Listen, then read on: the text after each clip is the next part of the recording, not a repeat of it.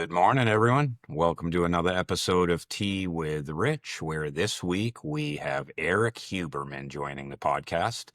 Erik is the founder and CEO of Hawke Media, a digital agency empire that he has been building up over the last few years, and super excited to have him on. I've been following him for a while, and yes, I am in super chill mode doing these intros today. So I hope you enjoy it.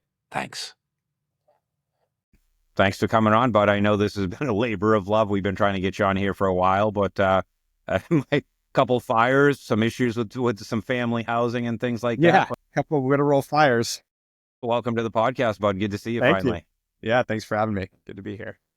Rich, where are you now? You down in Mexico? So in Mexico, yep, hanging down here until the end of March. So Yeah. Where in Mexico? Chicago's rough in the winter. You know that. Yeah. Mexico's I still nice got to this get you summer. better lighting, though. I should look this way. Well, I don't know why I'm well lit. I don't know if I look well lit to you guys, Yeah. but like, it's literally. You look really well lit. You have to have a ring light on or something. No, I'm in my basement. It's literally a window on each side of me. There's one here and one there, and I that's just had it. the window this way, so I should look this way. I'm probably better. I'm in the attic of a guest house. Erik's got the North Star over his head every exactly. once in a while. So, Erik, how have you been, bud? I mean, talk about a gnarly few months. I remember when we first had you on, I was like, I don't know if he's going to make the call. Those fires are pretty ruthless. Yeah, it was, crazy start to the year. Our house, we were evacuated for like 3 weeks. Both my brother and sister lost their houses. Thankfully, I was less worried about myself, so I was focused on them. And then the, 60, 70 friends that I had that lost houses too, that I really focused on finding them places to be. Like, it's a weird situation because a lot of people are going to be okay, but like they really needed to get on it. And like people are in shock still. Like I'm still getting calls because I was helping so many people kind of publicly that I'm still getting calls like, hey, do you know any more houses that are available? And it's, been 2 months now. And it's like, oh, you haven't started looking? Like, yeah, it was crazy. 5,500 houses burned in West LA. There are not that many homes available. So yeah, and now dealing with the air, I might end up coughing up a lung on this podcast because I made the mistake of training for a marathon during all this too. So running outside was not a smart move and has put me on my butt right before the actual race. But it's been an interesting couple of months for sure. Yeah, sorry to hear that. I didn't realize your brother and your sister both lost their homes. That's pretty tough. Yeah. You guys are good though? Yeah. Yeah. And they're in new places already and figuring out if they're going to rebuild and doing all that stuff now too. Yeah, I can't even imagine the decision process with how devastating that was because like it's not like a couple of houses on a street went down. We're like entire neighborhoods were devastated and it's not even entire neighborhoods, it's the whole city. I mean, it's not its own city, it's still city of LA, but like the Pacific Palisades, there's pockets that are still standing, but I'm curious, I don't actually know the number of percentage of homes that burned, but it's high. And so, yeah, it's the idea is like, do you go build right now? And then you're done and maybe 20 to 30% are done with you. And the rest, you're in a construction site for the next 7 years. And that's not even talking to like the worry about the air contaminants, the ground contaminants. Like it's a process. It's, to figure out what to do here. And thankfully they have time to process. Like nothing's happening that quick, but it's a lot to think about. Yeah, it's a nightmare. And it was just sad to watch. I mean, we're on the East Coast. We haven't had a major event like that in actually a few hundred years. But I'm good to hear that you guys are okay. And I follow you on social, obviously, and your LinkedIn post. And it was pretty funny to see you running and exercising. And you've been kind of on a personal health tear for. Yep. Is it been a year or is it 6 months? It started really like December of 23. Like is when I've always been pretty active and decently, aware of my health, but that's when I started doing like quarterly blood tests, wanted to get all things looked at, like, almost a midlife crisis kind of thing where it's like, I did a full body MRI, I did a colonoscopy, I did a lot of stuff, just to make sure, like get a baseline. We've talked about that before. TJ finally went. We finally got him to go. Well, being blunt, I got my first colonoscopy at 54, but I've been doing the full body MRIs. I do them every other year through Pronuvo. Yep. I was doing quarterly blood. I'm down to every 6 months now because I'm pretty clean, so to speak, even though I'm old. I mean, I'm 55. 38? Yeah, exactly. But my dad got diagnosed with stage 4 colon cancer at 56 because he never got a colonoscopy. So it was like, there's no reason to wait. Thankfully, I've got the means, so I don't have to hope, insurance doesn't pay for it, even with a what do they call it? Condition. Family history. Yeah. They won't pay for it till you're 40, but I just went anyways and paid for it out of pocket because it's like why I'm this. Is that the way healthcare companies are doing? Before 40, it's elective? Yes, Wow, what a fucking dude. it's a racket. The growth of pre-40 colon Yep. cancer is, if you've seen it, it's a hockey stick right now in the wrong direction. Yep. Thankfully, I'm very we're good, but it was, nice to know. And even if I did, like, I was ready to hear bad news, and it was like, well, at least I caught it then. Yeah. What did my doctor said? I was perfect. I'll see you in 10 years. And my wife was like, no. We'll be back in a few. Yeah. He's my same thing. He's like, he's like, definitely don't come back under 5. I was like, great. Yeah, we'll get into the health journey if we have time. I think it'd probably be good to have you on another time just to talk about health, because Rich and I chat about it quite a bit, and it's been quite a journey for us. But sort of let's switch topics a little bit. And I mean, fucking Hawke, dude, you guys have been on a tear. Yeah, it's the last few years. Tell us a little bit about your role and your goals there. Yeah, so role still CEO, so running everything, jumping into everything, trying to make my role more on the business, not in. I think that's always the pursuit as a CEO. But so a lot of recruiting right now, a lot of building out some other executives, sort of missing pieces that we have based on whether it's attrition or frankly not scaling our executive team at the same rate the company's scaling. So bringing on a CFO right now, or working on it, bringing on a head of talent right now, replacing a director of sales. That was more because the guy wanted to retire than anything else. Making some big hires and then just growing the shit out of it. Like, I just don't like sitting, maintaining. It's not fun to me. And so if we're not pushing the limit, launching new things, coming up with new ideas, really figuring out what the next pressure test is for the business, I might as well just walk away. So that's a big part for me, while figuring out, frankly, building the team to clean it up once I break a bunch of things. That's kind of the goal here. Yeah. Well, I don't know if you've ever listened to Rich and I, but my business partner of 30 years, Erik, I was that was me. Like, idle hands got in trouble. Yeah.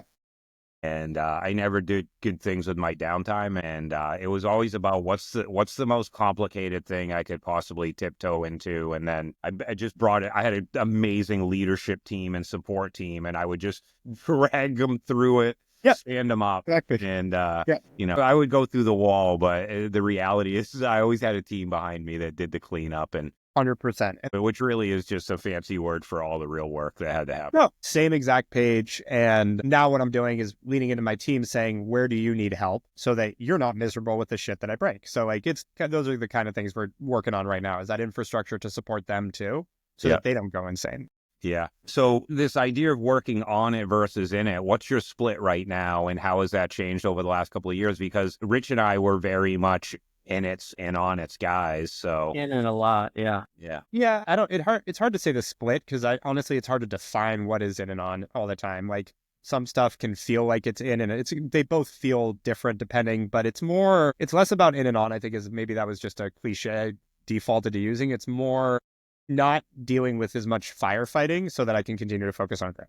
And that's what it is. It's like, every business has its fires, but a lot of times if stuff's bubbling up to me, it's because I don't have the infrastructure in place to make sure it doesn't. And there's a lot that I've fixed in that sense. There's a lot that doesn't come to me, but the fact that there's still things that I have to deal with means I don't have the full right team yet, or the right delegation, or whatever it is. Yeah. Not that this would be me, but I want the option to work. I'll work my ass. I love working, but like, I think I've been doing this 11 years. I've got a long time left in me, but to make this sustainable, I need to be replaceable. Yeah. Well, that's every leader's aspiration, or should be anyway, right? Right. I think that's what forces you to build the right infrastructure. Well, also forces you to come to terms with the fact that you are there in service of your staff. They are not there in service of you, right? So Erik, the semi-hot topic, you're made a lot of acquisitions. You're in the Marcom and marketing space. Like, given the current situation that's going on right now with politics and religion, like, do you find this stuff slipping into business, either your business or your customers? Are you dealing with all of the insanity from both sides towards the middle right now? Not really. I mean, let's put it this way. We have a lot of clients. We manage like 650 companies marketing. do we have a few that like wanted to pause all advertising before the election? And then a few that are like, oh, that's it. We're leaving the United States because Trump won and things like that. Yeah. But I don't really, we have a line at Hawke. We don't make rules for exceptions. Like the exceptions aren't really what I focus on. So like there's a little bit of it, but it's not a big thing.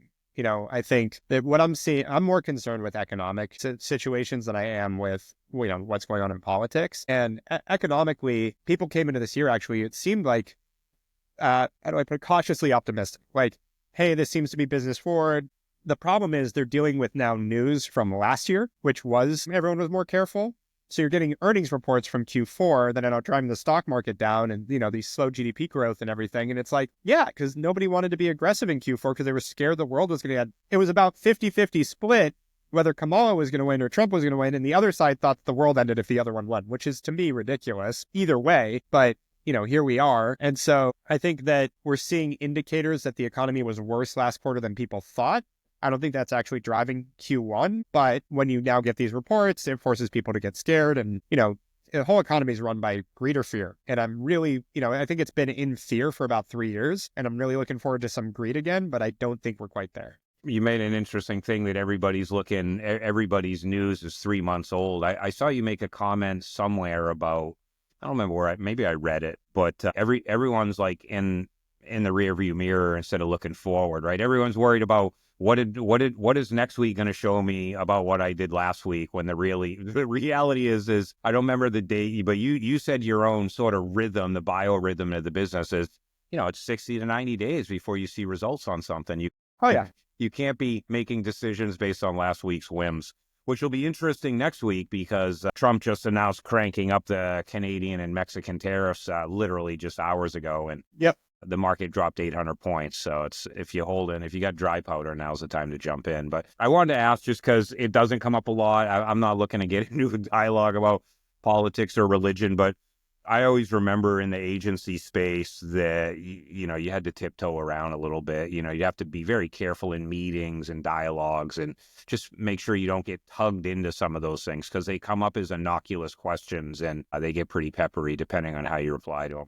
Yeah, and for me, I'm pretty centrist, so I'm not staunch either way. And so, I can kind of respect where people are coming from on both sides. And yeah, I don't get into political debates with our clients. Like that seems, unless they're friends. And then I love to get into political debates, but I'm more like playing devil's advocate in those situations. And again, with our business, I don't usually end up going there. It's like, we're trying to grow your business. I don't really care what's happening in federal politics right now. I'm more concerned with, how do we drive some more revenue for you? So if they're directly affected, like we had a client not sign with us because of the tariff scare, where they're like, they manufacture in Mexico. So they're like, we don't know what's going to happen to our cost basis. So we can't commit to marketing right now, which to me is always a weird one because, well, let's say they do happen.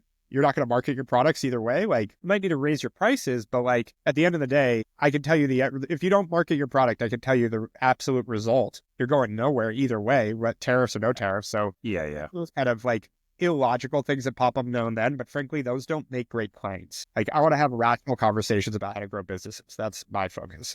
Yeah, I agree. It's kind of funny you say that because I think a lot of decision making in digital, whether it's marketing or just investment in the space in general, is still doesn't carry the same weight as all the other parts of the business. And they always because there's so much latency to the development and the messaging and the realization of the results of that. Everybody thinks it's a quick cut. We see it. I did it for 30 years, right? So like I saw pre.com, .com, mortgage crisis and everything after that. But that is an interesting concept. So you're 38-ish now. So you started Hawke, what, 26, 27? 27, yeah. 27. What was the goal and plan starting out when you started Hawke? I was advising for a few companies. I couldn't find a decent marketing agency to save my life, so I was just going to help them grow while I figured out what I wanted to actually do with my life, because it wasn't to build an agency. Yeah, that's how it started. No kidding. For some reason, I thought when I first met you, I thought you told me you were doing content development and writing and things like that. Is my memory off, or were you a full service agency in content? Because I met you at Lazoff, actually. I think the first time we met was in Vegas. It was either Lazoff or Portnoy. Probably, maybe both. Yeah, because Portnoy was... You know what? It was Portnoy actually, because he invited me to a dinner that you were at. So did you start as a marketing agency? Why did I think you were content only? Yeah, no. So my background, I built and sold two e-com companies. Then I was in LA. I was advising for a bunch of other brands.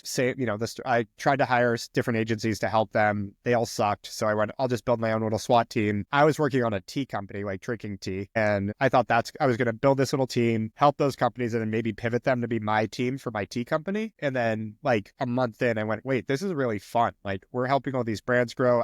It's totally serves my ADD. Like I'm having fun with this. Screw the tea company. I'm going to focus on this. And that's how it started. No kidding.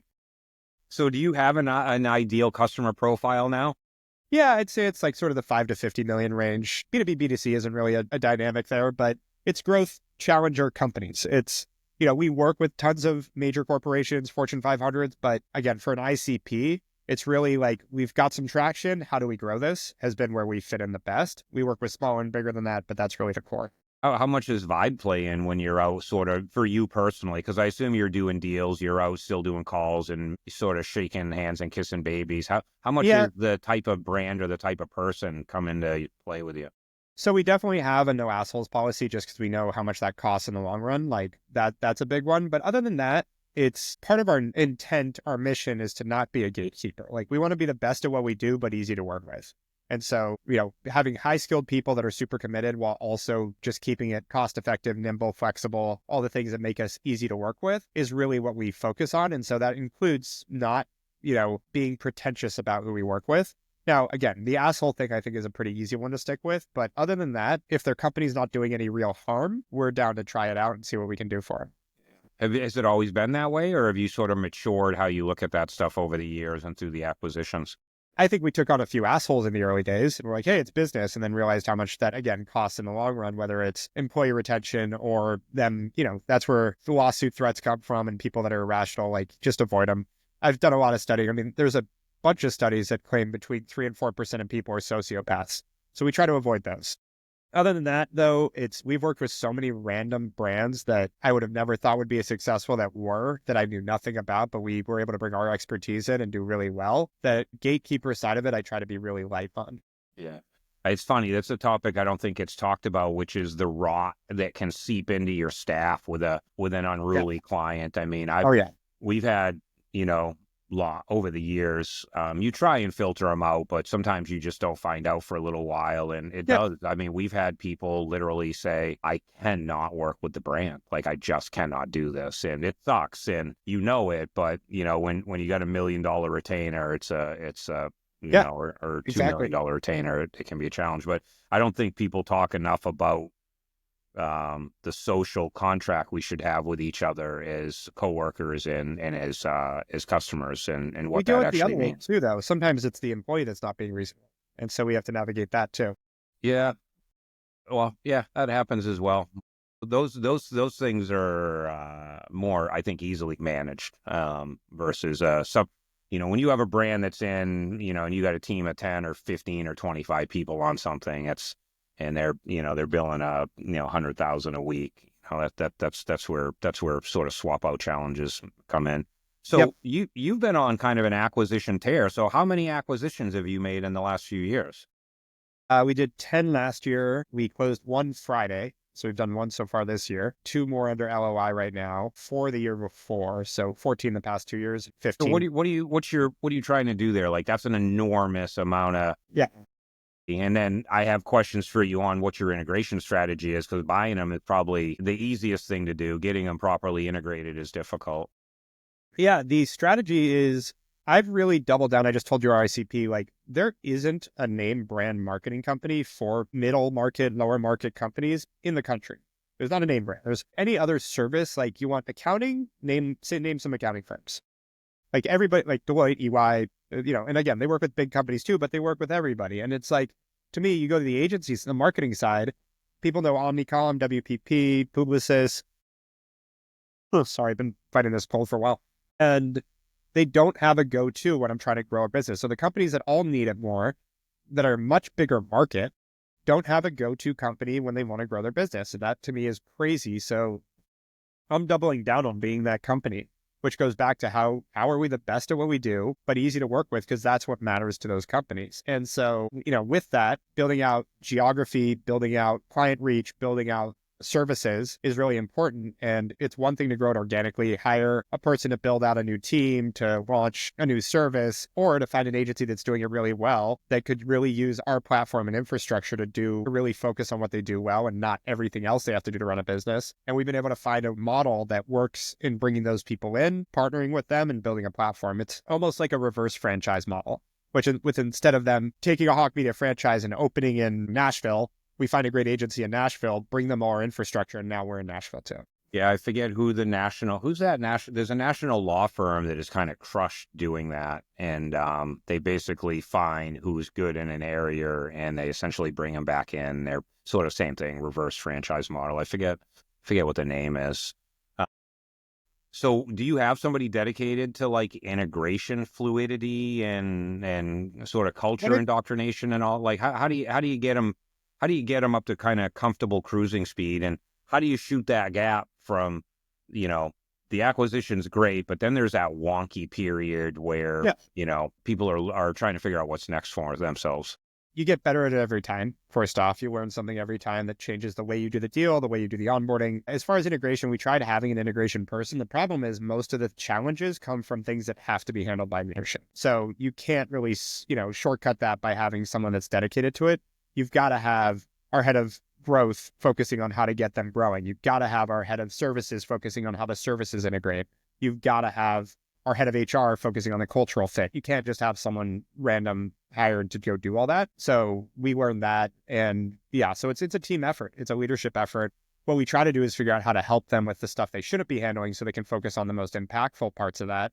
And then we've done it enough now that we've done it enough as a team that we kind of know the pitfalls. We're able to be super open and communicative about, hey guys, it's going to take 3 months. Just know the next 3 months are going to be crazy because we're going to expect you to start stepping into your new role while helping us offload your old role. And it's going to be a lot. Then there's light at the end of the tunnel. And a lot of them see that. We've now got enough, case studies and proof points that we can show this is how it looks on the other side of this. So it'll be good. And we know what we're doing here. But it's all personalities. There's a lot of things that come up. Like this is not cookie cutter as much as we would try to make it that way. Every business is different. Every problem that comes up is different. And if we're doing 1 or 2 at a time, we generally can deal with it. We've made the mistake of doing 4 at a time, and that's when it gets a little hectic. I did that intentionally because to me, I wanted to pressure test where are we going to break things so that we can now learn how to button that up.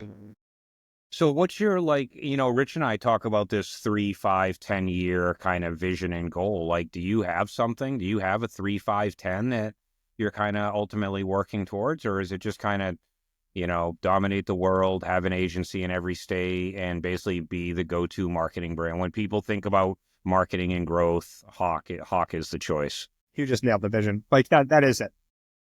It's not to sell. It's not to flip it. I actually have sort of the opposite view where it's like, I want to build this so I never have to sell it. And then if someone wants to come up and buy it, and if I feel that day like it's time to bring on a partner, we can. We've explored it in the past, but someone trying to invest in you or buy you always has their idea is they're going to make more money than they're giving you. So if they're going to make a return on that, why wouldn't I want to keep it and make my own return? And thankfully, I haven't worried about my personal bills in a decade. So it's not about me affording a house or figuring out how to send my kids to college. It's how do I build something truly great here? And that's really what the focus has been and continues to be. And as long as the challenge is still there and it's still fun, there's nothing other than how do we get bigger? Because if I'm doing the same thing over and over again, I'm miserable. But we have some new things launching in the next month that are exciting. So we're constantly reinventing ourselves, coming up with new things. I love that. I think that's amazing. And you hit on an interesting topic about once you start getting bored and things. So I will say, I've gone through waves where I'm bored and I've gone through waves where I'm anxious and stressed and hate it, all that. I think it's also, is it something that's going to last or not? You have to come real with too. Like, are you not going to be able to fix things so that it can be fun again? Or is it truly that like the market's changed or your personal desires have changed and this isn't the thing for you anymore? Like that, and it's a hard thing to reflect on, but I've been there where I've had days where I wake up and go, I don't want to fucking do this anymore. But then I thankfully sat there and went, is that today? Or is this something like, is this really a decision that I'm going to feel good about it in 5 years? And yeah. It's funny because I had an agency for 30 years, and I think the rhythm was every 5 to 7 years, it had to go through a major transformation or I was going to fucking lose my mind. Yeah. Yeah. And tech has matured so much. I actually had the benefit of that. And, we'll get to that tech dialogue, but, no, we got to this point where I was like, I'm in my 50s. Do I want to do this till I'm in my 60s? It was stressing me out. Being responsible for 500 families was, Yeah. it was not having infinite control because we took private equity in, the playbook there. And, it is interesting, and in hindsight, I wish those are all things that we knew. Yeah. Rich, I don't know how you felt about it because you didn't even do PE. You had somebody come in and kind of pick you guys up. Yeah. But in hindsight, would you have done it or stayed? Because I know you did it because you thought Salesforce was going to ruin the product. It just took longer than you thought it was going to. I think we made the right decision at the time, right, to sell, and I never wanted to. I was more like you, Eric. Like I was like, I'm never selling. I'm building a great agency, e-commerce digital agency, and so I'm going to stay forever. Like I told everyone that. So when the market changed, consolidation happened, Salesforce bought Demandware, Adobe bought Magento, SAP bought Hybris, like things started to shake, right? And I was like, wait a second, I've invested 14 years of my life in building this, and it's great, and I love it, but I can't let it go away was kind of the thing. So how do we make sure we stay number one? And that's when we then looked for a strategic or looked for private equity, but we never took money in. And Eric, I saw you had something recently on LinkedIn about bootstrapping, and I always felt really comfortable on bootstrapping, and it was because I wanted control. I didn't want someone in my shorts. I didn't want someone telling me what to do. I had an advisory board, but those are people I knew, but that's why I didn't bring in money. Yeah. And that's what we've stuck to. And listen, everything has its benefit and its cost, so to speak. We probably could have grown faster with outside capital, but I still own 100% of it, or 75, and my partner owns 25, and that's it. Like we're able to build this thing in a way that is how we want to do it. And the only reason this thing's going to fail is if I give up. So there's a lot to that. I love that. And it's funny because, some guys gave us some advice very early on. They're like, in the beginning, it's about money. He's like, but then once you have the Porsche and the car and the wife and the kids, you move into this sort of state of life where it actually has nothing to do with money. It took me 15 years, 12 years to realize that, but I started when I was 24. So, and we were bootstrapped. We actually got a $50,000 loan from a local bank. Listen to that. This is November of 1994. We got a $50,000 loan. I literally every day for a week, I thought I was going to throw up because it was $50,000 was like that gets spent in an evening when we're all out at Shop Talk, and to think that we started a business. But Eric and I, same way. For both of you guys, Rich, I don't know if I ever told you, we never took a dime. It was his credit card in my head and 50-50 partnership, and it worked for 30 years. For 28 of it, I literally thought I would never do anything else. I actually thought, like, Jesus, so I have to fucking start teaching my kids how to do this because I don't know if I got the energy for that. So pivoting out a little bit, Eric, so you're a husband and a dad, and, I think I assume it's common knowledge, but you got, is it a second or a third on the way here in a month? A second, due a month from tomorrow. That's amazing. So what's that experience been like? Were you married when you started Hawke? No, I met her a month to the day after I started Hawke. A month to the day. Yeah. So we've been together 11 years. We got married engaged after 3.5, married after 5. So we've been married. That's the model.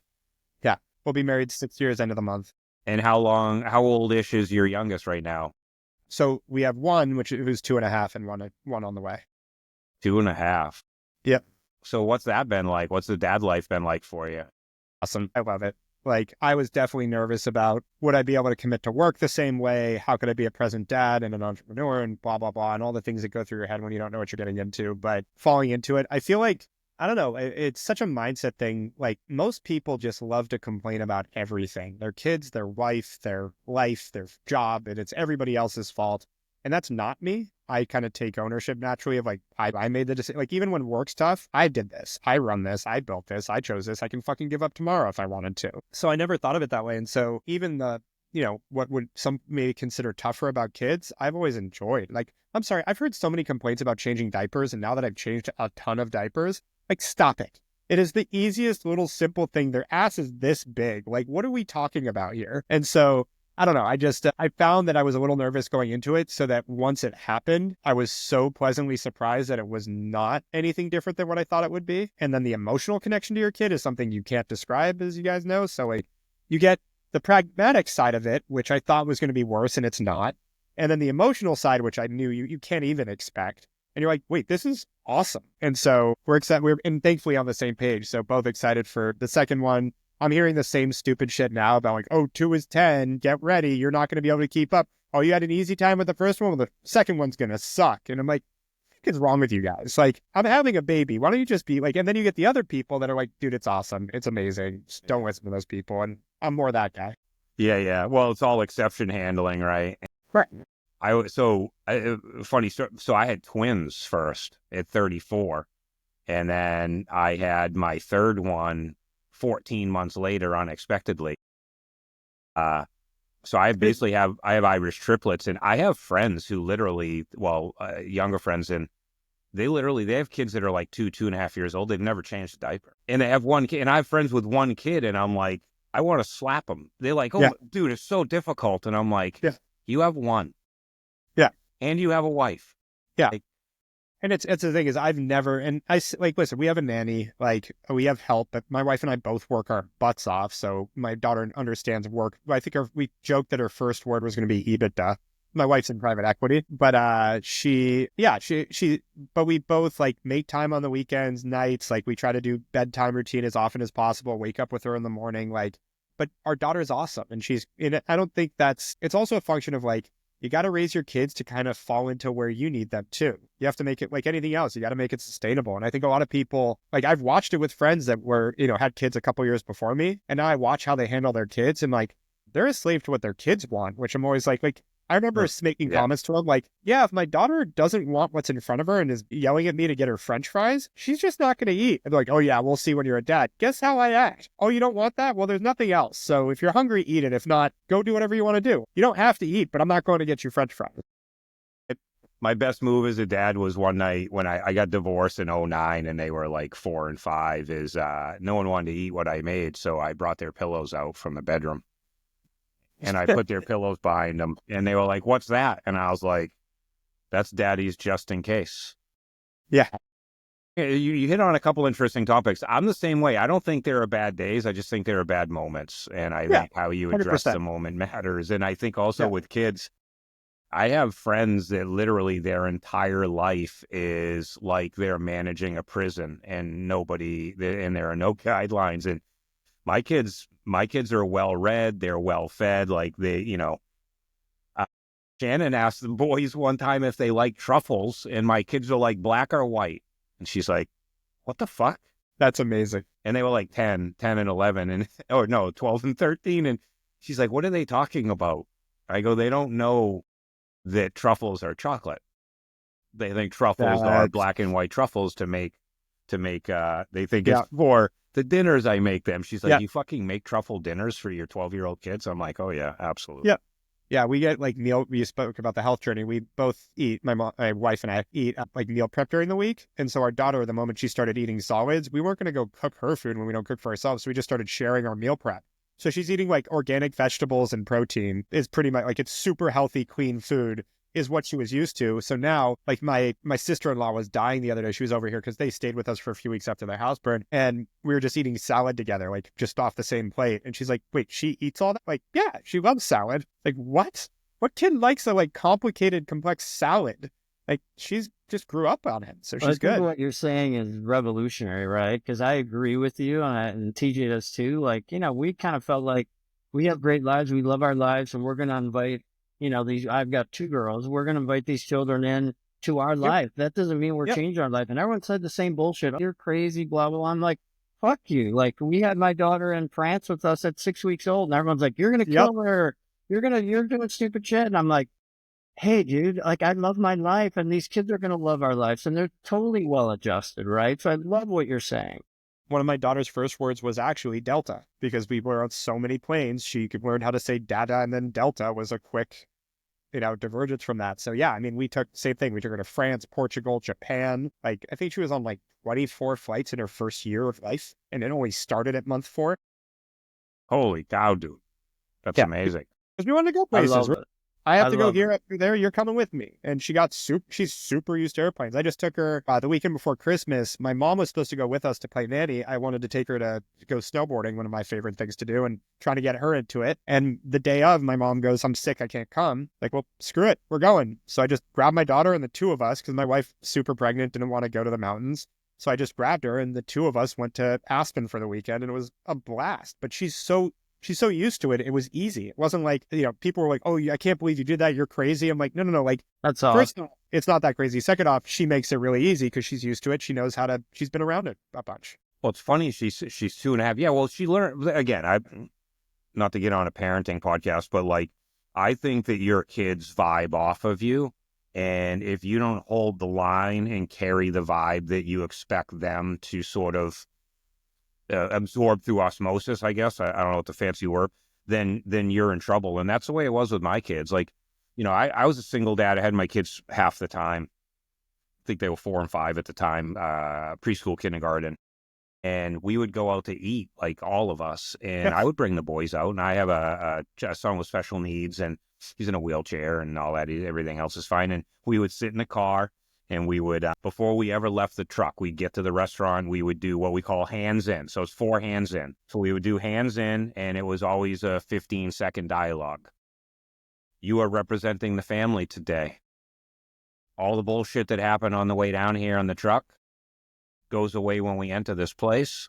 You can bring it back to the truck, but when we walk in here, we're a family, and we are expected to conduct ourselves a certain way. So you guys understand that." And I've never, ever had a blow up ever out in public with my kids. I've had them be unhappy when, like, I'd feed one of them flourless chocolate cake. He didn't know what it meant. I had a kid, like, we always did like fish and beans was like like once a week was fish. And I didn't find out till this is Jackson, my youngest. He's 19 now. So we're out eating. I'm like, "Hey, do you want some haddock?" He's like, "Dad, I'm going to be honest. I think he's 16. He goes, I hate fish." I go, "What do you mean you hate fish?" He goes, "It all tastes and smells the same, like fishy, gross, just, Dad, it's just gross. Like, I can't eat anything. I can't even be around it." I'm like, we did fish and beans every week. He goes, "I know, Dad." He goes, "I know how hard you work, and I know how long it takes you to make food, and I know that out of respect you want to say." So literally for 16 years, this kid ate fish every week. Now, Erik, if you met him, he would be like, "Wait, this is the one?" But he finally basically said, "I ate it out of respect, Dad." It's Like, amazing. and that's a moment you want to cry as a dad. Yeah, 100%. But pretty interesting. So, dude, how do you balance, like, your wife's in PE, you're Yeah. running an agency? By the way, I've been there, so I have my own answer is different. But how do you balance being a husband? Because Rich and I talk. That's a role unto itself. Being a dad, right? Yep. Being an expectant dad, and then balancing this career that you're so. I mean, do you just have such extreme, amazing ADHD that you're able to compartmentalize and move between everything, or do you have a regimen? Because I had a regimen. I don't have that much of a regiment. So I would say it's actually more harmony than balance. And I talk a lot about this. It's like, I try to find ways that I can do everything together. And I'm really about, like, it's almost like an addiction to efficiency, but it bleeds into everything, so that, like, I'm not really wasting time. I'm super intentional. When I say wasting time, my wife called me out because she saw something on social media the other day about, like, I don't just sit around. She's like, "You stare at your fucking phone like an hour or two a day. What are you talking about?" I'm like, that's when I need to wind down. Like, I'm going to grab it, but I'm intentional. I know what I'm doing. I'm not just like wasting time. Like, I'm like, I need to turn my mind off right now. I'm going to do something fun. But with family, like, and it goes, like, I kind of think of it in 3 categories. And, like, they even talk about this in YPO. It's like family, personal, and work. Those are kind of the 3 things that, could conflict with each other in some way. When you say personal, it's whether it's my health, it's my hobbies, it's my, personal well-being, so to speak, in a lot of ways. Obviously, family's family, works. I try to find ways that I can have them sync in different ways. So it could be a heli snowboarding trip with a bunch of entrepreneurs. Or, I won't be at Shop Talk this year because a week later my baby's due. But in general, our visits to Shop Talk, like it's fun too, because I'm friends with a lot of the people I work with and like how you blend that in. So with family, it's the same thing. It's how do I do things that I'm having fun? So it could be personal and family where it's like, I want to go snowboarding. I'm going to bring my daughter with me, or I'm going to like do things that allow me to like make sure that it's serving multiple things. And then also, again, that intent with time where it's like, let's see, like, this coming weekend is a good example. Sunday, I'm going tactical training. I do it about once a month. And like one of my main hobbies is like going out with a bunch of Navy SEALs and stuff. So I know I'm going to be gone from like 8 to 2 on Sunday. So Saturday, I'm going to be with my daughter. I don't know what we're going to do. Speaking of snowboarding, I keep joking that she has all these like climbing mats and stuff and like slides. I'm going to set them up in her room and get her snowboard on her and make her snowboard around her bedroom. I'm really trying to incept this in her. I've got like kids' books about snowboarding. So I want her to be really into it so we can go do it together. But I'm not going to go spend intentional time there. That being said, to do that, I need to make sure that I stay on top of this week. So evenings this week, I'll probably keep up on my emails so that I don't have to do that much work this weekend so I can get some real good time with my daughter. But that 6 to 7 time, which is kind of dinner time, bedtime, I'm going to be present with her tonight and then turn my computer back on after. So it's just, again, it's mostly intent more than anything. Because the idea that you don't have time, I mean, my wife said this to me years ago and it's such a cliche, but it's true. I told her, you haven't had time to really work out recently. This is like 7 years ago. She goes, you haven't made time. True. Fair enough. Like you can do whatever you want with your time. Will I sacrifice some stuff professionally for personal? Absolutely. Is that okay? Yes. It's whatever your priority is. My number one priority is my family, but I think it can be balanced where I can still accomplish what I want professionally and be there for my family. I love that. It's funny. I always tell people that like, my answer is I haven't made time to do the thing that you needed me to do. And I just had a debate with somebody on Friday about, he's like, you can't create time. Time is like this finite resource. And I'm like, it's not a finite resource. It's an infinite resource. It's all what you do with it and what you make time for. And I think efficiency, I think a lot of people just aren't efficient with their times. I see it. I mean, because I'm so sort of anxious and addicted to the idea of efficiency, I watch what other people do. As simple as how people like Portnoy, I've given him shit his entire adult life because we've known each other since college about like getting out of the house and like, are you ready to go? And like, oh, I forgot this. Oh, I forgot that. Like for me, like even when I'm leaving the house, I'm like, I need this. I think about it in my head. I have like this, grab those things, go. And there's most people, oh, I forgot this. They go back inside. Oh, I forgot this. They go back inside. I'm like, you just wasted 8 minutes walking back and forth because you didn't just grab all your shit the first time. And it's like, he's going to hate me that I said that. That's okay. That explains why he's always late for table service. Cause I make him, I'm very like, if you're not here at this time, you're not coming in. Yeah. And not to shit on him. That's most people. Most people don't think in that way. And so they're just like going through the motions. And it's like, if you're really intentional, the amount of stuff you can get done in a day, like I sleep 7-8 hours a night. I'm not like the machine that's just never sleeping. I go to bed at 10:30, 11, wake up at 7:30. Like that's my normal routine. Wake up with my daughter, again, spend a little time with her and then get on the road for work.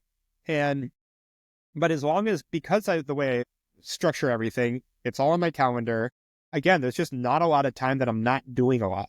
Like throughout the day, I get a lot done. At the end of the day, I look back, I have a friend that keeps reminding, I told her this and I never thought anything of it, but she reminds me that I'm like motivation for her.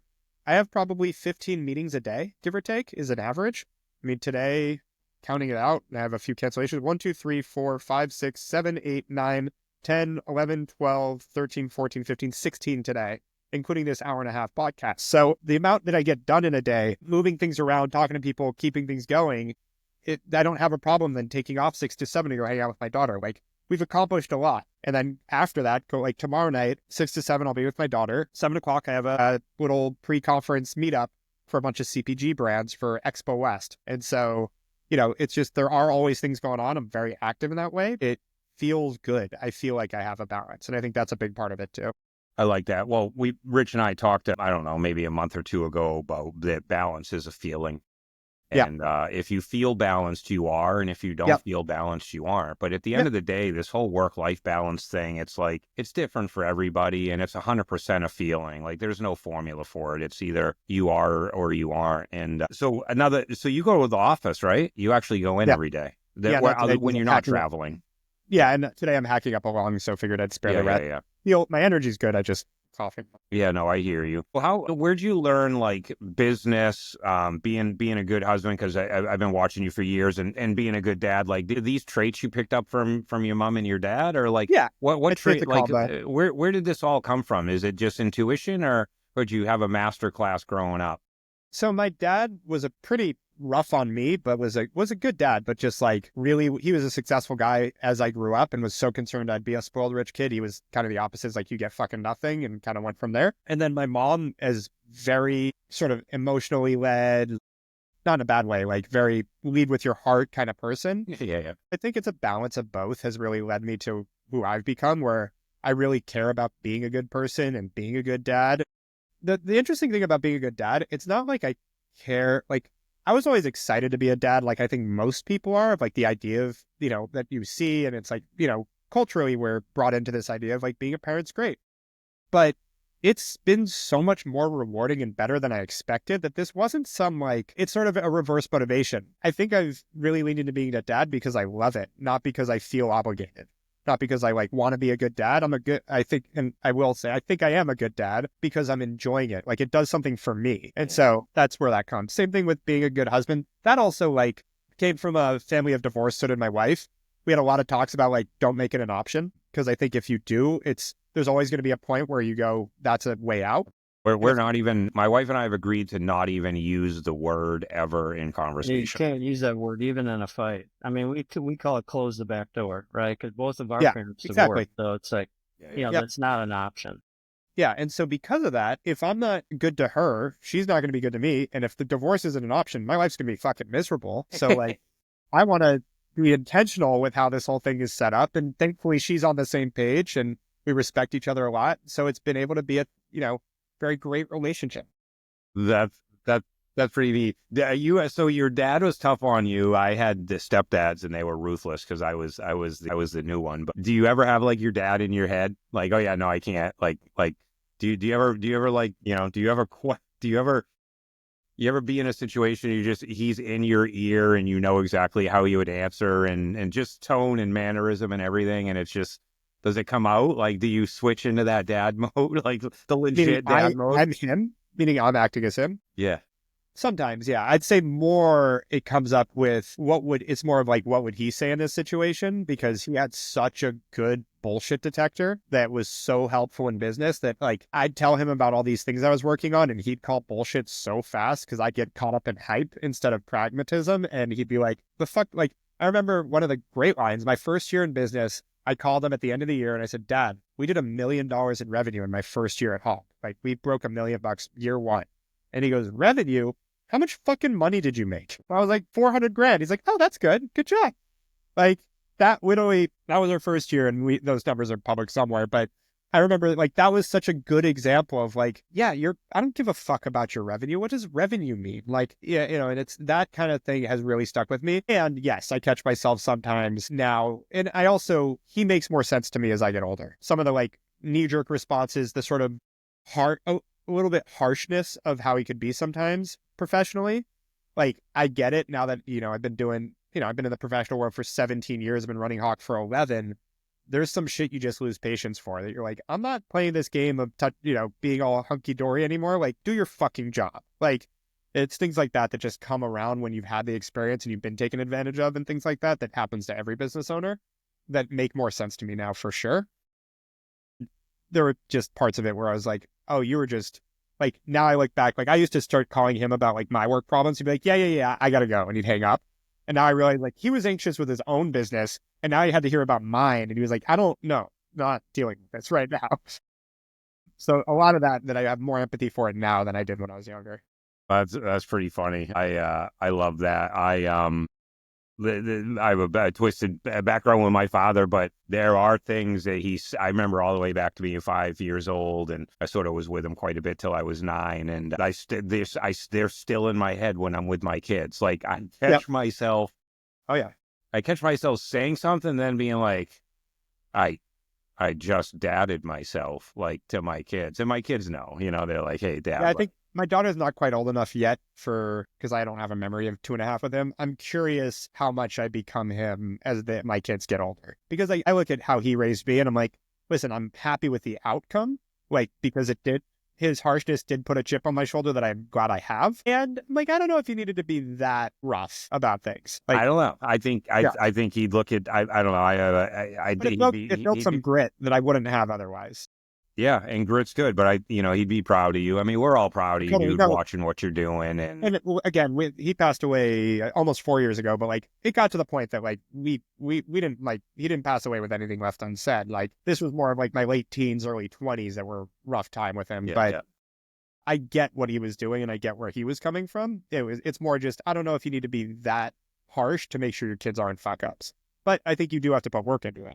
Yeah, yeah. I'm going to take all of that in stride because I am probably to my 19. I have kids that are that age, and I'm older, but it's always a balance. You're always worried. I have boys, so the liberty to be a little more direct and I don't know, maybe even a little ruthless sometimes is I think a little bit more condoned. So Yeah. Eric, do you know if you're having a boy or girl, or you don't know? Yeah, we're having a boy. Yeah, Oh, one so and you can one. have one of each. That's Yeah. good. that's amazing. Congrats, man. That's awesome. Yeah. So let's pivot over into sort of, I mean, we've been talking work stuff. Bizarre. So what's the best thing anyone's ever done for you? Best thing anyone's ever done with me, probably having my child, but I'd say that's or giving birth to me. That's probably those two somewhere in there. Let's take Uh, professionally. Let's do it during yeah. your professional years.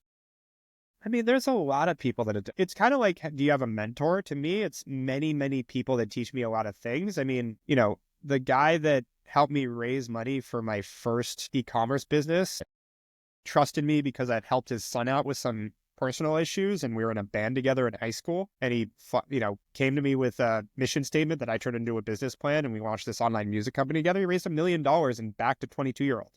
Like, that put me into entrepreneurship in a way that led to a lot of this. There's that. There's, after that, I went to Science, the incubator. They gave me a master class in how to launch e-commerce businesses too. And that was right after they launched Dollar Shave Club. And I helped them launch an activewear brand. And like I was 25 with so much autonomy with multi-million-dollar marketing budgets. Like that was crazy that they gave me that, but and still in touch with them. And then all the people that helped me with Hawke, our first client that agreed to pay me to come to his office part-time 3 days a week, give me enough income to pay all my bills and then some, and enough bandwidth to take on other clients and figure out what I wanted to do and work on other things too. Like, yeah, there's hundreds. My business partner and helping me go out and, as he said, go make promises while he delivered on, really got us to a point. And then I had no one missing people, but there's so many people. I mean, Yeah. one of my favorite lines, the guy, you remember One Stop? No.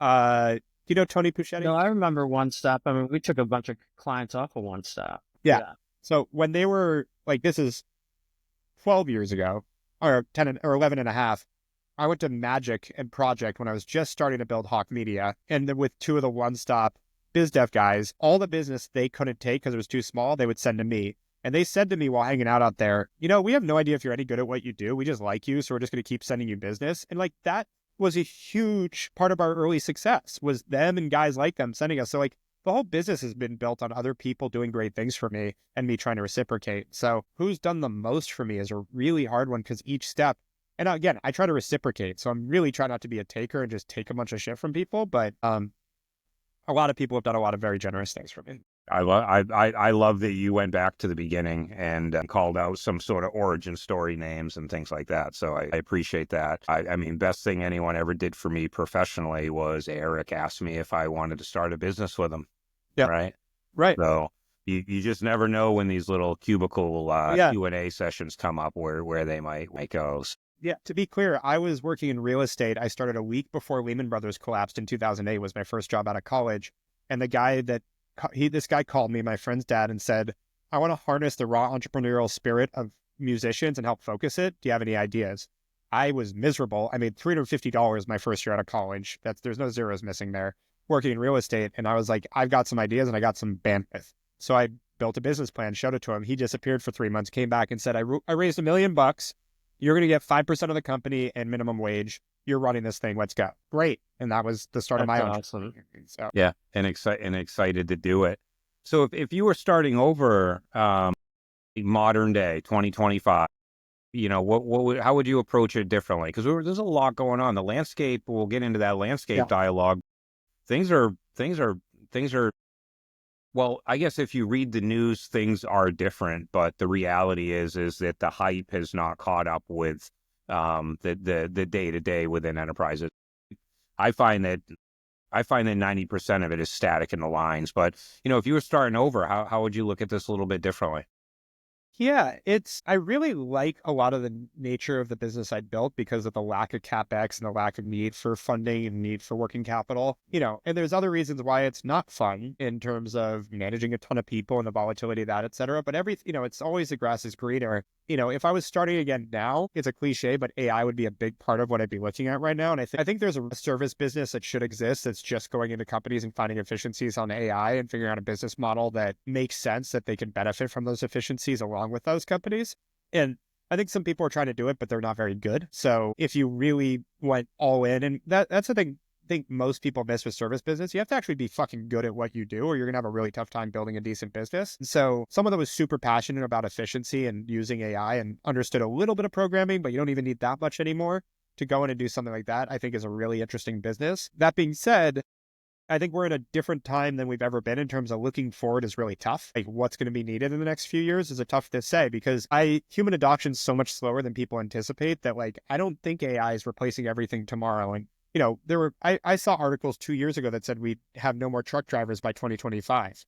Well, here we are, and we're in a truck driver shortage. So I think that it doesn't change as fast as people fear, but it does change pretty fast. And I think there's going to be a lot of opportunity the next few years to call out what that's going to be is, I think, tougher. Yeah. Are you running into a lot of sort of hype versus reality dialogues with your brands? Like how much education are you finding yourself doing? Because there's a lot of snake oil stuff out there right now. I'm in deep, right? I believe in it. I think it's going to be a big change, whether it's agentic or operators or something autonomous, but it's so labor intensive and immature right now, for 99.9% of the people out there. Well, and even the simple initial stuff, like we're going to replace all our blog posts with ChatGPT, great. Then you're going to have shit content all over your website. Congratulations. It's just how people are thinking about it now, I think is wrong. I think thinking about it as like an army of 17-year-old interns or even 20-year-old interns that can come and take some tasks off your plate and make things more efficient, I think is great. That's it right now. How that's going to progress, we'll see. Is there going to be a time when you're going to trust ChatGPT over your lawyer, which is what everyone's talking about? Your accountant and lawyer are going away. I don't know. I think there's always going to be a place for that expert that still needs to dissect, is it right? Did we use it right? Is it making the right call? And even then, if we're at a point where AI is doing all of these things for us, marketing, legal, accounting, et cetera, then where is your strategic advantage? Because whatever that is, it's where you're going to win and you're going to still have to do that thing. And so if your strategic advantage is not going to be making the best marketing and content, it's not going to be the best at your legal challenges, your accounting, all that's handled, well, then we get to make great products because that's where you're going to win. And if that's the case, I'm not afraid of that future. That sounds great to me. Yeah. I like that. I think of it when I get asked a lot of questions about it, and I get a lot of tech guys that I'm close to that it's like voodoo to them. And I try and say that it's like, I think it's an amazing helper. I think, I think Copilot might be overblown, but, backseat driver, map reader, research assistant, I think the time that it saves in the menial tasks that typically I would spend a week, quite frankly, 30, 40 hours doing research and acclimation and getting figured out, I can take that down to, quite frankly, let's just say half a day, right? But it's not doing all the work for me. And I've used it enough. And those that are out there saying it is and saving them millions of dollars, I mean, good for them. I'd love to see the case studies, but somebody's got to drive that stuff. I think there's an ulterior motive for stating that when people say that, because from what I've seen internally, most companies are not there yet. Unless they're truly an AI driven company, it's just not a thing yet. Yeah, but even they're moving so fast that they're POCing something, calling it dry cement and leaping into the next thing. Like I don't know, they're not even living with the creation at each stage long enough to fully realize the value of the creation, in my opinion. Right? I agree.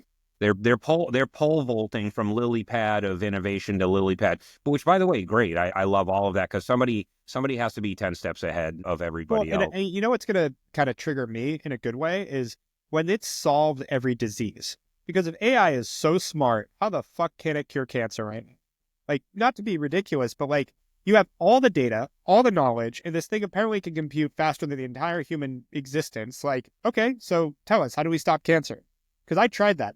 The ChatGPT and asked, and it was bullshit. So yeah, well, then we get that esoteric issue of like, are we mature enough to allow a cure, or just to innovate on treatments? Right, that's a whole other dialogue. Yeah, that's the medical system is. Yeah, well, I think all systems are that way. I mean, propulsion, and I mean, there's better ways to,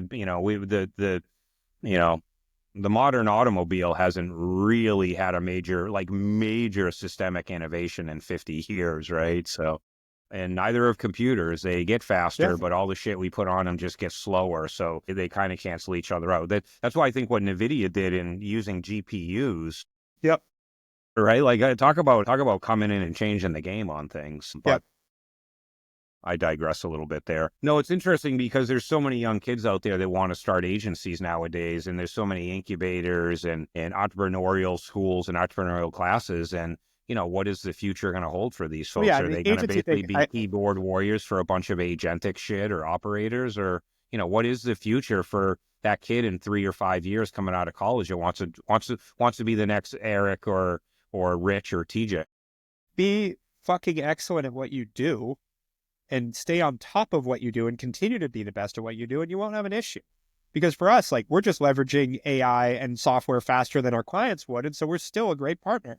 At some point, if that means that we need half the people to do the same amount of work, or we can do double the work or 10x the work with the same staff, great. That's what our clients are going to expect anyway. So it's just about moving faster than the market's moving, which isn't stressful if you love it and you're in it. It's not a big deal. It really is just part of it. This is an unforeseen benefit. We have our venture fund that we've invested in over 100 marketing tech companies, e-commerce tech. But because of that, we're constantly onboarding new technology, which means my team is constantly looking at new technology and innovating and doing new things. And so this is nothing new. It's like, oh, there's new stuff to do. Great. When you try to do the same thing over and over again for a decade and think you're going to stay on top, that's tough. I think it's funny because, the line that you said was, be the fucking best at your job and strive to always be the best and keep fucking learning. Yeah. Right? Don't start an agency because you watch the Gary Vaynerchuk video and you think it's sexy. Like, that's a bad move. That's going to be a miserable existence. Well, it's funny you mentioned the 10-year thing, because, like, I don't remember who we were talking to on the podcast, but, like, the question was, like, most of the agencies today are selling 10-year-old ideas. Yeah. Maybe 15 or 20. Certainly on the enterprise side, IPG, Omnicom, UPP, that's all super, super old shit. Most of their revenue is loaded into what I would call depreciating assets, which is traditional media. But what does that agency look like? What does the agency look like that is thinking for the next 10 to 20 years of their customers? So I don't think anybody is. I think they're trying to innovate in this, like, little microcosm space where they're, like, spinning up these little doilies every once in a while and making a big deal out of it. But what does the agency of the next decade or two really need to be to set the bar so that everybody else can have a new mile marker? Yeah, DeepSeek kind of did it to AI, even though it basically learned everything off of ChatGPT, and it was all a distillation process, which is a whole other dialogue. But what do you think that agency has to do to sort of be the next decade one versus selling last decade's wares? Well, it's you again. This is where if you start an agency because you're really good at that thing. Let's say if it's a marketing agency, you're an incredible marketer right now. You have to be an incredible marketer right now. What's working right now? And how is that trending? And where is that going? You don't have to predict the future. You just have to be in the present. What are the things that are driving businesses to grow and drive revenue and doing well right now? And if you're selling and don't get me wrong, most of the traditional stuff still works on some level. So some companies should be running TV ads. It should be putting up billboards. Like that actually works great for some companies, but you've got to be the one that understands that landscape and it knows how to bring that and can bring it in a great way and execute well for your clients. If you can do that, then you shouldn't have problems. Just stay on top of it. And I think that remains open. When I started Hawke, there were 24,000 marketing agencies in the US. There's now 90,000, 11 years later. So like there's a lot of market out there. That being said, from my M&A practice, I watch a lot of them that are struggling because they don't do a great job. And so they're on this hamster wheel trying to replace the clients they're losing all the time because they're not doing a great job and they're just backfilling all the time and they never grow it past $1 million, which means because of that churn, they might be making 50, 60 grand a year running an agency working 100 hours a week. Like, fuck that. So Yeah, they're losing the same amount out the back that they're trying to yeah, bring in. So their net growth is zero. right. That's a real thing, actually, that doesn't get talked about a lot either, is there's a lot of folks out there not necessarily doing the right thing for the right reasons, even at the enterprise scale side, quite frankly. Yeah, But that was really the nascence of Hawke, was I was so sick of seeing all the snake oil salesmen and all the bullshit marketing agencies, and I wanted to build something that was great. that's amazing. I love that. I like that answer about the net for, be present. I think a lot of people don't appreciate being really good right now at what matters today, but keep a pulse on what's coming and what the future is and inhale that as it comes up, right? Because Yeah, I it's think just, you don't need to be the first mover either. Like, as soon as there's a significant demand for this next thing, make sure you understand how to do it and do it. You don't need to be the first TikTok. We were actually the first TikTok agency partner, but you don't need to be. We didn't make much money on it for like 2 years. well, for every Yahoo, there's a Google right behind it, right? So, Yeah. Well, and I think you talk a lot about intent, Erik, which I think is critical, right? I mean, you've used that word intention, intent, and I think there's so many people that, oh, I got a bad break, or let's make an excuse, or let's blame something, or bullshit, bullshit, bullshit. And it gets kind of old, right? And I think, if you intend to make something different, like you're saying, if you intend to be present right now, do a fucking good job and work your ass off. And if you intend to pay attention to what's going on and ask your customers what they need and actually change, learn and grow, change, innovate, stay on that edge, of course you'll be successful. But I don't mean to go off on that, but I love the way you talk about intention, even Yep. your family, your personal, your business intent, right? And there's no Well, one to blame. If you want it different, you got to fucking make it different, right? And a lot of And- people are like, for me. Yeah, we've always talked about just do the right thing for the right reasons. And then you can, in the way we run Hawke, like I am super transparent. And when we get into conversations about why our contract's written a certain way or why this, I could tell them flat out, like, this is why we do it this way. There's no, nefarious things going on. We're all trying to grow their business and do it in a way that we can sustain too. And I will show them our pricing and our margins transparently. Here's how everything is broken out. Here's how I run my business. This is why. Like, I'm very open about it because we're not doing anything wrong. And so it's all intentional. It's all thoughtful and all for the right reasons. like that. I mean, listen, I've been watching you since I think Porton introduced you and I think it was actually a shop talk. And I think it's been neat. I think the A stuff has been a fit of brilliance. I love the reverse franchise model. That's probably the first time we've had a chance to chat, and I've heard that term, but I get it. I like it. I think it's going to be successful, especially when you can sort of institutionalize the infrastructure, but individualize services, right? That's the kind of the panacea there. So Yep. I appreciate you talking about that stuff. I'm going to ask you if you have, so I'm going to pause here for a second. I'm going to ask you if you have any questions for Rich and I, and if you don't have any questions for Rich and I, I'm going to start sort of the out on this and let you get back to your day, okay? Yeah. All right, give me 2 seconds and let this come back in. Awesome. I appreciate that, Erik. So, Erik, I know short on time here. We got about 5 or 6 minutes left of you. Anything you want to ask Rich and I while you have us? You've been very gracious to chat with us this hour 15. So I always love this question.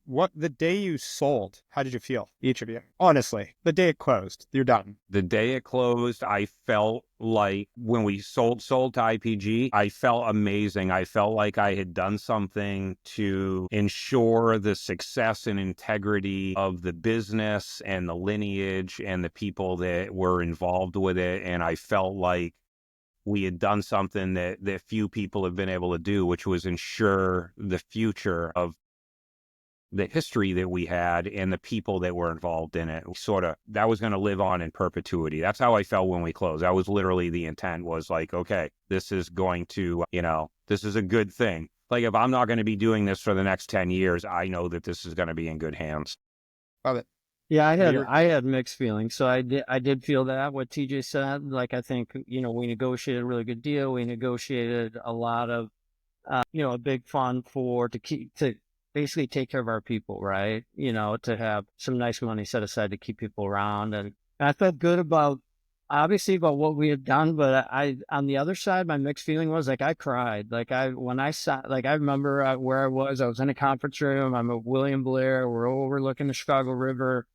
I signed that document and then I just started crying. I mean, it was just kind of because it was an end of a time for me, yeah, if that makes sense. So, I mean, I agree with everything that you said, TJ. Like, I would do it again. I think it was the right thing to do. It enabled us to serve our customers better. It enabled us to continue on in an uncertain time. But for me personally, like, I feel like I had created that, like, we were, the number one, in our space, we were the number one. And I felt like this was family to me. And I loved our culture, and I loved serving customers. And that was the most important thing.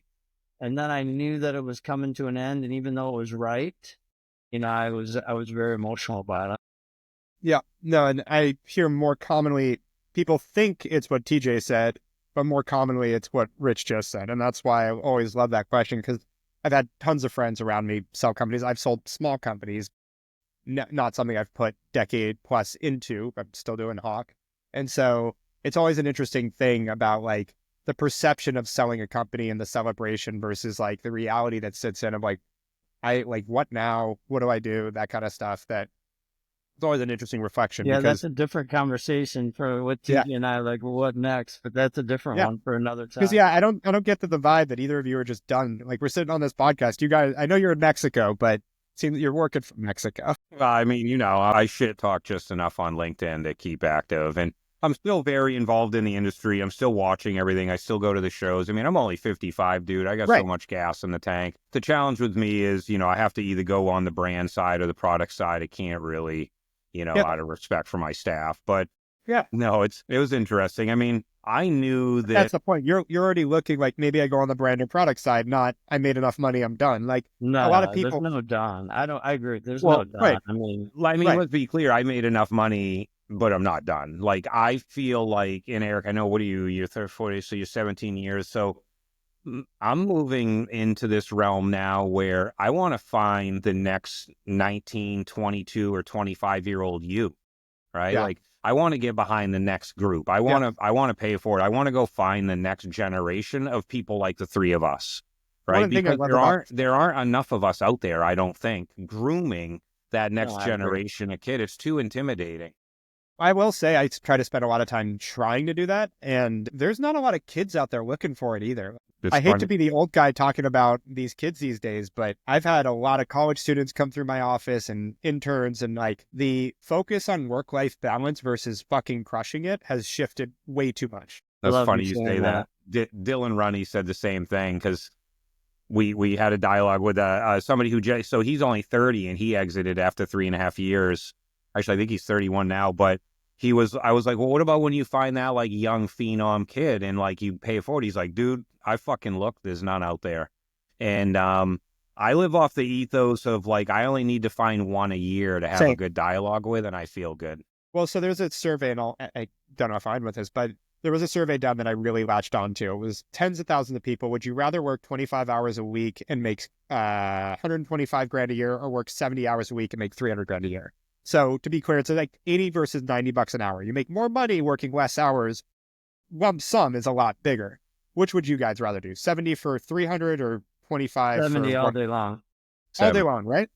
All day long. Same response. No question. What percentage of people pick 25, do you think? 125. What was the age group? It was pretty wide survey. I'd say probably 70% probably pick 125. What do you think, Rich? Fortunately, I bet it was 75. Yeah. I would have guessed 70. It was 98.2. What? Fucking So- shitting me. So this has become an interview question for me, because it turns out, and I had a podcast go viral about this and got so much hate mail. Most people, like, again, 90, it's a real number. I don't think that is a misaligned survey. 98 to 99% of people would much rather work less and make less and make enough. That's So, killing me. That's to your killing me. point, TJ, find those few people, and they do exist, but it is grueling to find. And we're working on it at Hawke. I actually told our team, don't find me these people. And I've had a few senior execs I've looked to hire recently. I just had one back out because he said, well, my wife's planned a few vacations this year. It just seems like you need someone that's really going to be in it. I'm like, yeah, dude, I need someone that's going to really be fucking in it. Like, what? All right. The real Huberman. Gives me heartburn. That gives me heartburn. We gotta let. So my one statement, and thank you. Yeah. So I have a really good buddy, Yeah.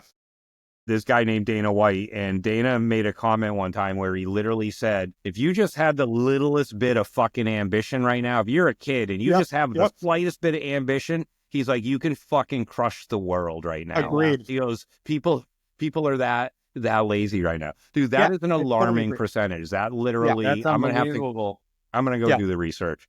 So, Erik, I know we're up on time. I'm going to make you a couple minutes late to your next meeting, but dude, I can't thank you enough for coming on. I've been wanting to chat with you for a while. Been watching you ever since I met you at Shop Talk. I always remember wherever we were, you never got off your phone. I'd always be with Portnoy. I'm like, is he going to put his fucking phone down? Like, we'd be at 3-hour dinners and you were on your phone the entire time. My wife and you would get along. That's all good. Thank you very much, dude. I super appreciate it. Really nice to meet you, Erik. Thanks for coming on. You too. Thank you, guys. All right.